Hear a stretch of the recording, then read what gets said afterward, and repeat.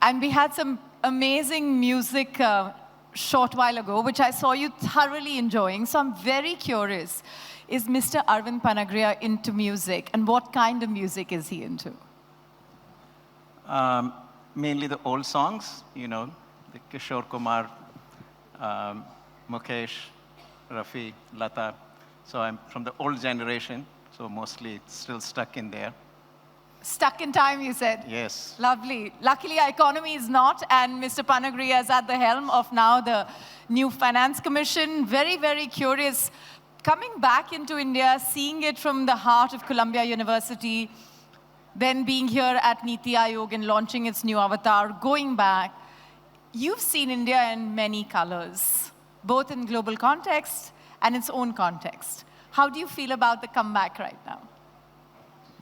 Well, for me, coming back to India has always been invigorating, and no surprise that even after I had returned from the Niti Aayog back to New York, I was coming about 3 times a year at least. So I can't stay away from India. And after 50 years, I'm still an Indian citizen. So, this year it'll be 50 years in the United States for me. I left in 1974. Yes. So. But there is so much optimism about India today. Every single person, from our timelines to our newspapers to any form of text, is talking about the India story. And it's not just about relative to the world. Of course, everything is relative. But having seen India from the outside and now building these, executing a lot of new ideas, which we'll talk about as we go, what is making you excited about the India story today? So give me just a minute, to give you a little background of me, because I'm old. So I have seen the old India and I'm seeing the new India. And I remember, in the 1980s, I used to be very pessimistic about India, that this license permit Raj that we have will probably never go away.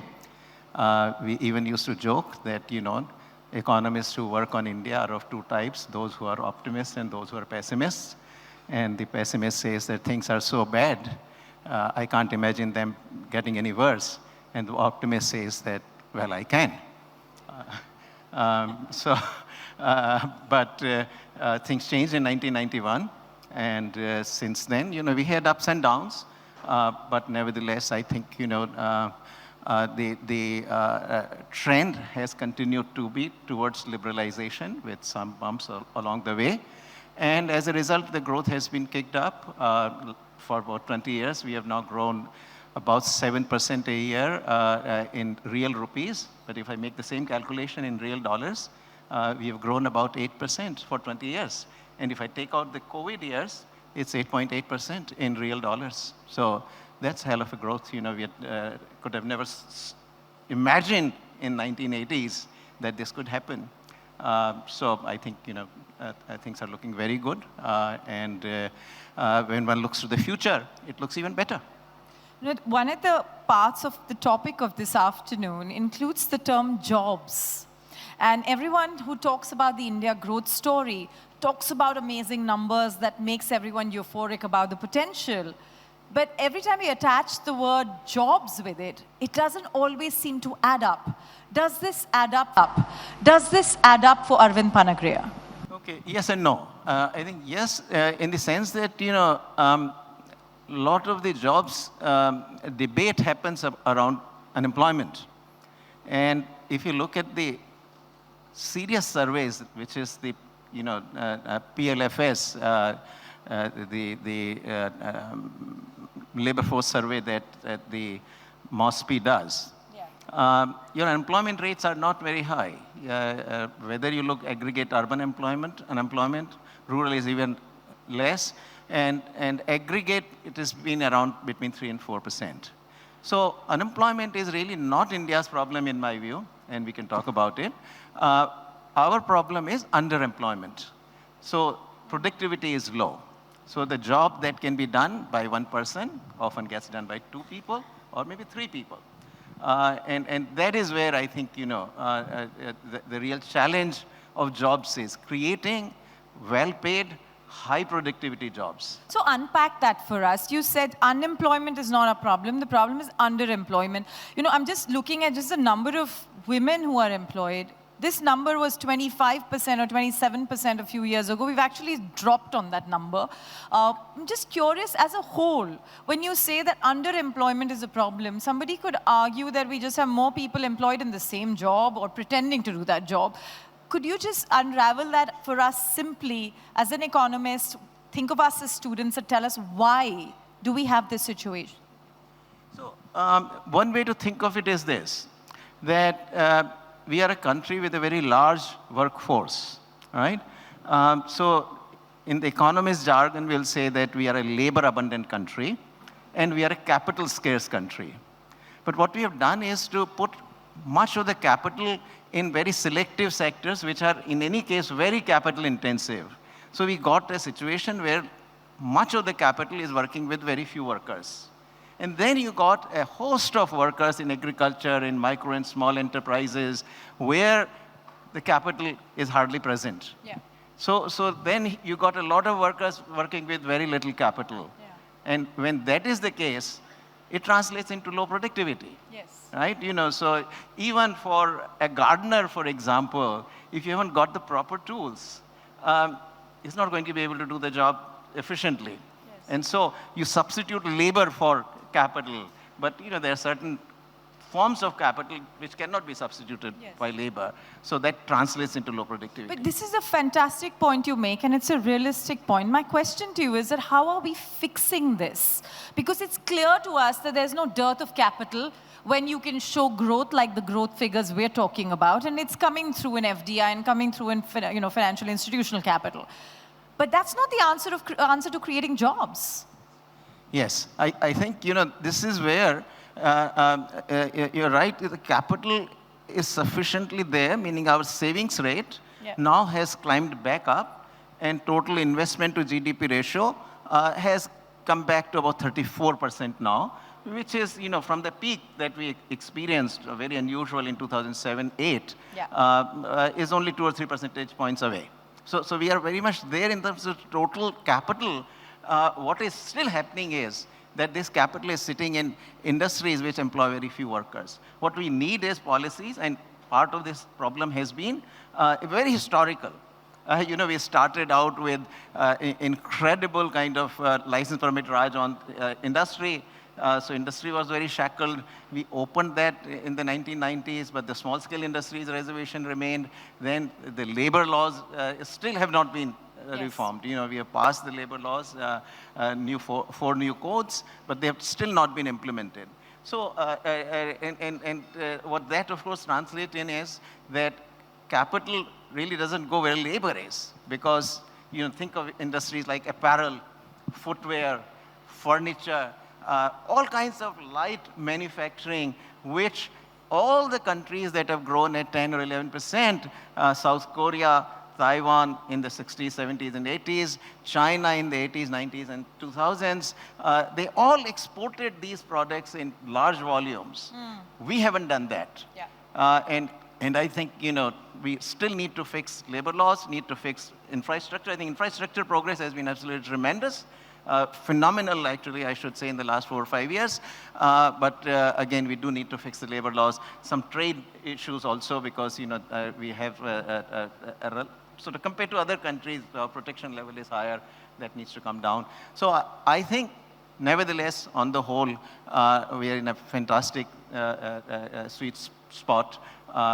These are problems I think will get sorted out, and over the next 10 years, I'm very optimistic that the jobs problem will be solved as well. So, Mr. Panagria, we last met in 2007-8, on the steps of Columbia University, and I still remember that we were talking about labor law challenges. We are in 2024. We're still talking about labor law challenges. Are we just disillusioned about solving this? Is this something that we have moved the bus from? Because you said capital doesn't chase labor-intensive spaces. Is it time for India to wake up and say, manufacturing, I haven't got it right, I've missed the bus, let me now build on something else? Just curious. I mean, we're actually entering an era where the entire country is talking about semiconductor chips. And a large part of the world has moved on from it. So I'm very curious about your very honest thoughts on these.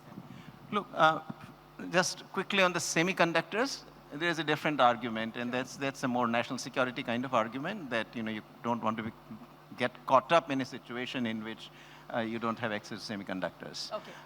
So perhaps you could argue about that. But there is no escaping manufacturing. I think it's nonsensical for anybody to say that you can grow the economy on services. Name one country on the face of the earth over the last 150 years which has actually grown and transformed itself without manufacturing. Then what makes you hopeful now, in 2024 about India? Why will we get it right now? In India, the reforms have been piecemeal. That is the challenge. Within a democracy, there are a lot of strengths, but it is also the fact that you have to take the people with you. And so the reform process tends to be slow. There is no question about it. You can draw the contrast between India and China, for instance, that, after Mao died in China, Deng Xiaoping came along and he said things were not quite right. That's not the way it ought to be. With the authoritarian system, Deng Xiaoping went in and bang, bang, bang. I mean, he also faced internal opposition, but it still was nothing like what our political class have to face when they make changes. We saw that happen in the case of the farm laws, for example, which had to be ultimately withdrawn. So it is a slower process. Our politicians also understand it, so they do try to evolve some consensus first, and then bring the reforms. And labor law clearly was, remember that Mr. Yashwant Sinha, during Mr. Vajpayee's prime ministership, had first put the labor law reform on the table, but at that time, then he couldn't build the consensus, so he took it off. And subsequently, I think no other government had taken the courage, but now the Modi government has gone ahead and passed at least the laws. So, I think it'll happen. I mean, now the laws have been passed. The difficult part has been done. It's only that some of the states are dragging their feet in writing the rules and regulations, because laws cannot be implemented without every state writing the rules and regulations, because the old laws have to be repealed. Now, you can't repeal the old laws. These are central laws. You can't repeal the old laws for 22 states and not for the other 6 states. So therefore, they have to be implemented in all 28 states simultaneously, and that process is ongoing. For most of these codes, most of the states have actually written the rules and regulations. Just 2 or 3 states left. It'll happen as soon after the elections. So given that the Indian economy has always sort of waited for these disruptive moments, the leapfrog story, what do you think is going to be your 2 biggest priorities in the new role as you look at the India story, perhaps at yet another pivot in the global market? Yes. Now, in my new position, I think it's a very different job. This is not directly related to the reforms. It has to do with the division of tax revenues between the center and the states and among the states. So this is really, a very low-key. It's almost a political job, by the way. It is turning a little more political, you could say, but largely I think the history of finance commissions has been that it is a very professional body, keeps a low profile, and it does its job. And in the end, I think, it has enjoyed the general acceptance from all political parties, and it has never resulted in any kind of political storm, so to say. So I hope we can do the same. So not from my side, but I think I can tell you what reforms perhaps we will need to do going forward. So I've already mentioned the labor laws which have to be implemented. We then also need to liberalize the economy a bit further. I think on this issue we have, particularly in 2018-19 fiscal year, because the GST revenues had declined in the early stages, now they are back. In 2018-19, we introduced a lot of custom duties. I think, the original motivation was to compensate for the revenue lost on GST. But then the protection has this habit of not going away that easily, once the tariffs are put in place. So I think we need to liberalize those. We need to also sign more and more free trade agreements. We have done some with Australia, UAE. The one with UK, it looks like it may even happen before the elections are concluded, but certainly after elections will happen. We have to also sign one with the European Union, and I would really love to see down the road, it will not happen within next 3-4 years, but down the road, once we do it with the European Union, we should be ready to sign one with United States as well. So Sure. that's one last very important set of reforms have to do with privatization. And on that, the government already has a good policy in place for privatization of public sector enterprises, but also a lot of the banks ought to be privatized as well. So this is the kind of set of reform agenda Sure. that the Just new on that government will point, have to- could you talk a little bit more about it? I mean, we've seen some conversation on the banks. We've seen some privatization of government institutions. Are you looking at a specific sector, let's say within banking, outside banking? Just curious. And what makes you optimistic about this divestment? Is it because now there are other private sector organizations that are doing better, in those spaces? Just curious. Or unlocking money, basically. No, look, I mean, unlocking money is also important, actually, Yes. because, the government does want to invest a lot more on infrastructure, and it is doing it incredibly effectively. The projects that used to take 10 years are being completed in 2 years now.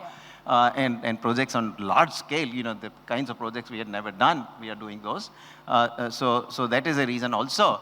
But I think even bigger reason is one of efficiency, that, once these enterprises pass on to the private hands, they all become far more productive than they were.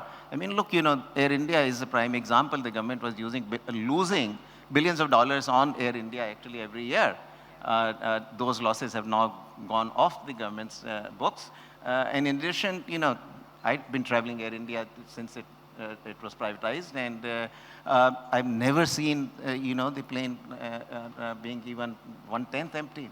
I think every seat is taken, both in the economy class, business class. It's at least the flight that I come on from JFK to Delhi, completely full. Service is improved, image is improving, and that in spite of the fact that the interior of this particular plane on this particular leg of the flight is still an old one, but that hasn't entered, but this is the history also of, this is the more recent one, but several enterprises had been privatized under Prime Minister Vajpayee. Yes. And every single one of them actually is flourishing. And employment, there's always this bogey is raised that, the private owner will fire the workers, and employment, jobs will be lost, and so forth. None of that happened, actually. Systematic studies have been done.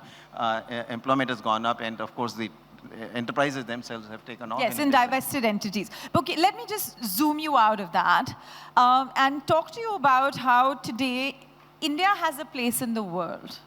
And of course, it's very much so driven by that 7 to 8% growth, because where else do you put the money and get growth, right? But I wonder what your take is when you see that not only are we showing financial returns to the world, we're showing a voice of confidence. Has that struck you as a very important difference between the last 4-5 years to where it is today, and how? Yeah, practically all the good things that could happen are happening. And in the opposite side, we sometimes say that the conditions are there for a perfect storm. Now the conditions are perfectly there for India to take the world by storm. Economically, really, India is the only major economy that's growing at this kind of rate. The rival economy, China, which had been growing very robustly for about 3 decades, I would say, has slowed down. There's no question. The fourth decade, if you take 2010's decade, growth rate has come down to about 7% during that decade, and currently it is down to 5%. No surprise there. Actually, all the economies that had grown rapidly, South Korea, Taiwan, Singapore, Hong Kong, all the economies previously, by the fourth decade, they slow down, and fifth and sixth, they slow down yet further. After you've grown that rapidly for 3 or 4 decades, you join the human race. Yeah. India, on the other hand, has grown, actually it has not grown the 10% kind of, at 10% kind of rate.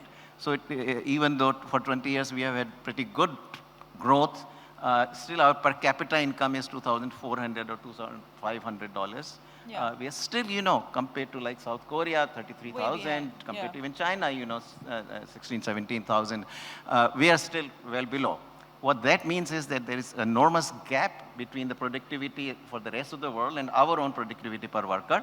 What's going to fill it? Because it doesn't seem like an obvious path for, us to tread. What's going to fill that productivity gap? No. Look, part of the explanation is that the capital with which our workers work is less. Capital per worker in India is far less than in China or than in South Korea. So as capital accumulation happens, automatically productivity rises, but there is also the element of technological catch-up. That technologies that can give you per capita incomes of, say, South Korea 33,000 or even China 17,000 already exist. Yeah. They don't have to be innovated. Yeah. They are there for us for taking. And so whenever there is this large gap, economies, if the economic policies are right, they grow. They grow fast. So let's double click on that. There are two parts to it. One is the fact that, like you mentioned, China, we are also a population which was a demographic dividend story about 20 years ago. Today, there is no guarantee that this demographic dividend will stay with that much gusto, given that, you and I just spoke about the unemployment situation, and there's certainly not enough jobs are getting created to that extent. And the second part of it is this capital. Let's say the capital comes in today. It needs time to grow its potential, which means if investments happen today, we're going to see the benefits only after a few years, maybe a decade later. So how do you see some of that time gap getting crunched for India to sustain this from 8 to 10 to 12%? Yeah, no. I mean, you said you and I, that's your pessimism, not mine, My job is to ask you questions. No. Look, there are a variety of ways that demographic dividend, which still is very much with us and will stay with us, kicks in. First of all, there are two aspects to it. Population is large and the population is young. Okay, the size, first of all, helps you. Just think of digitization, right? Once you put the infrastructure in place, it's there for everybody to use. So, once the infrastructure has been put in place, if 10 more people want to use that infrastructure, there is hardly any extra cost to it. Yeah. In fact, there is an added benefit that comes from being able to interact with larger number of actors on the platform.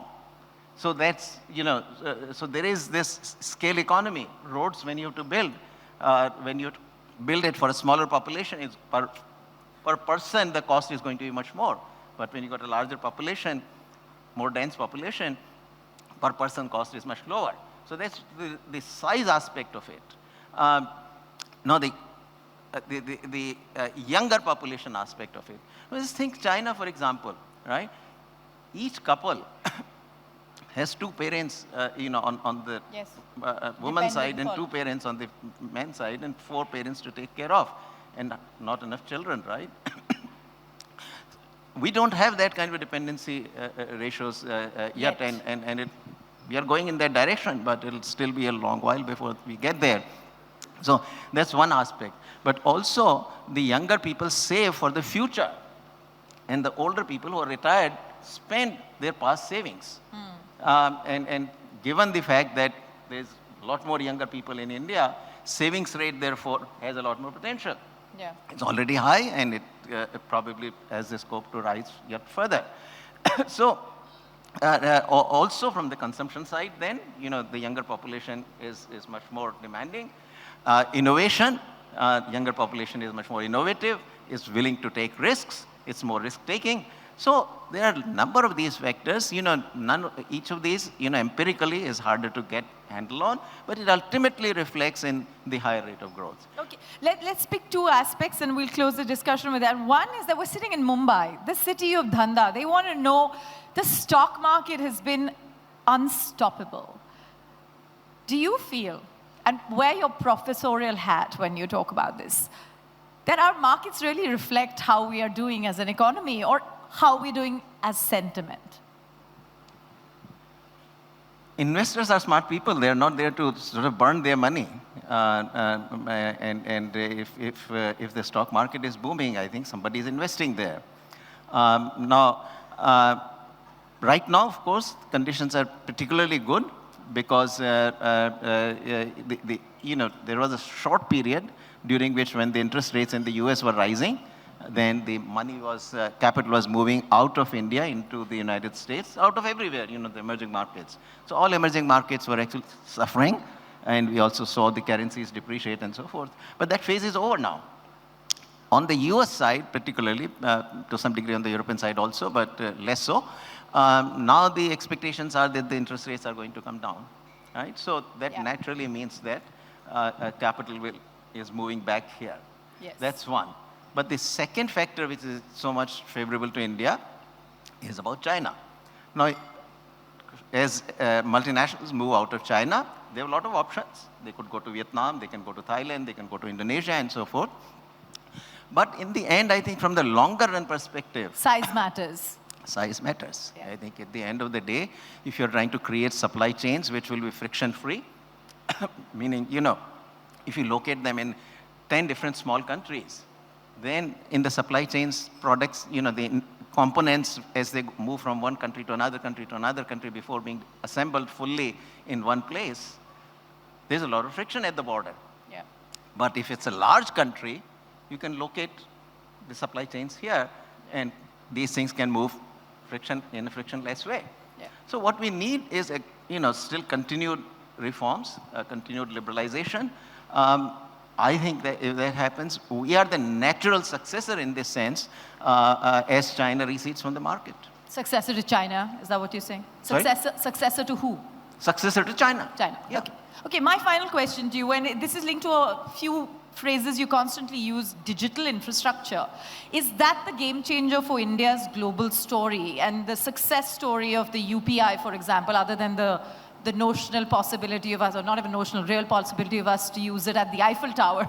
But other than that, do you think UPI and many of the allied stacks are going to be one big game changer on a global map for India as we go forward?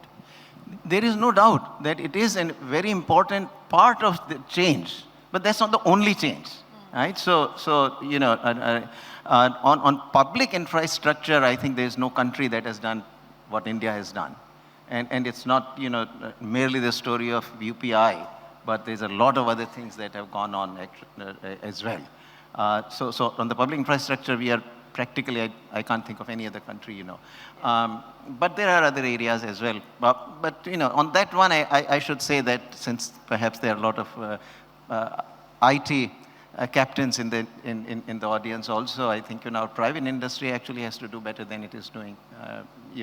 It has to compete with what China could do. We are still to do those kinds of things, my favorite example.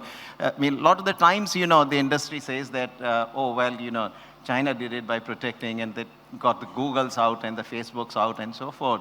And so this is really a ploy, I think, to get, that Amazon, we can't compete. And so you're saying India's created the infrastructure to take on the opportunity. But let me complete the thought. But look, TikTok was actually banned from India. Why did our IT industry not produce a successor to TikTok here? But why do you think not? That's my question to you. No, but that's a question to the industry, right? I like the way you're throwing up a challenge there. I hope Bangalore is also listening while we're live. Yes. Fair enough. So, they are the ones who have to answer, not me. What I'm saying is that, look, that's a space in which somehow I feel that the public sector, the public digital infrastructure has moved far more rapidly. Our industry actually needs to step up. There was a time we were far ahead of China in IT.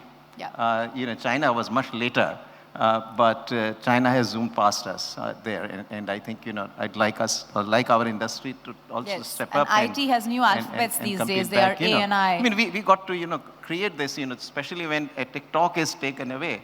It's the Facebook Shorts that came to replace it. YouTube Shorts, Not our local homegrown. Okay, so while everyone thinks about how they can potentially take up this challenge that you're talking about, I want to ask you, not in the capacity as the chairman of the Finance Commission, but as Professor Arvind Panagria, are you happy with the current idea of India? And if not, what would you change? Am I happy with the current idea of India? I'm an economist, and I'm very happy with the way we are going on the economy. I hope we could, speed up some of the reforms. Now I realize that till election happens, we won't see those reforms happening, but soon after the reforms, I think, soon after the elections, I hope we really go. Prime Minister has said that, he's going to make big decisions after the elections. So I'm hopeful that we'll see some big actions happening. And certainly at least the UK-India free trade agreement can still happen now. I mean, before, at least there are signs like it might happen now. Now that you've backed, let's get this done. Thank you very much for joining us. My pleasure. Thank you for having me. Ideas of India, ये है Ideas of India. ABP Networks, Ideas of India.